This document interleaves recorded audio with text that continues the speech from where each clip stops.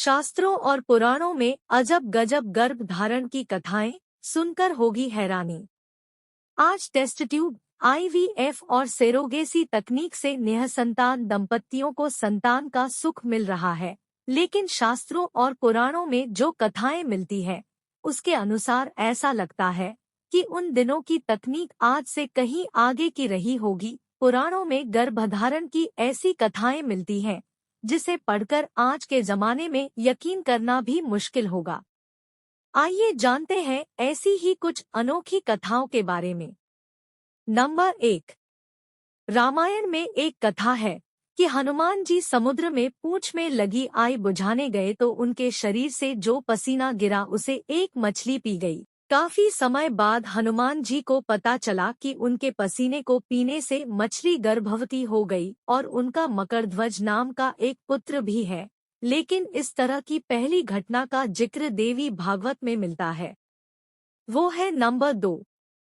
इसमें मधु और कैटब नाम के 2 असुरों का जिक्र किया गया है। सृष्टि के शुरुआती समय में ही ब्रह्मा जी के कान से मैल गिरा जिससे 2 असुर उत्पन्न हो गए। यह असुर ब्रह्मा जी को मारना चाहते थे, लेकिन विष्णु भगवान ने इन असुरों को मार दिया। नंबर 3।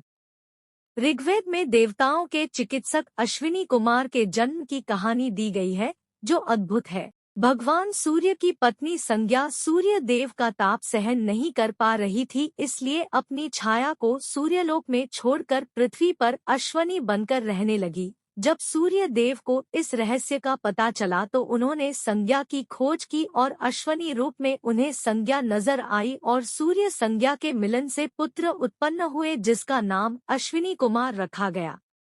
नंबर 4। महाभारत में कौरवों के जन्म की भी कथा अनोखी है।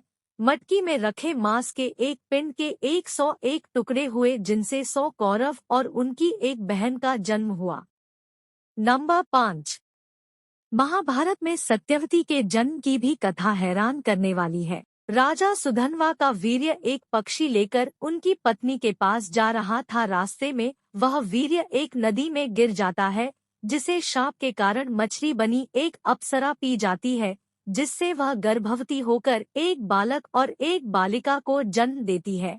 यही बालिका सत्यवती कहलाती है, जिससे भीष्म के पिता शांतनु विवाह करते हैं। नंबर 6। रामायण में भगवान राम के जन्म की भी कथा अद्भुत है। इसमें जिक्र आया है कि दशरथ जी ने एक यज्ञ आयोजन किया।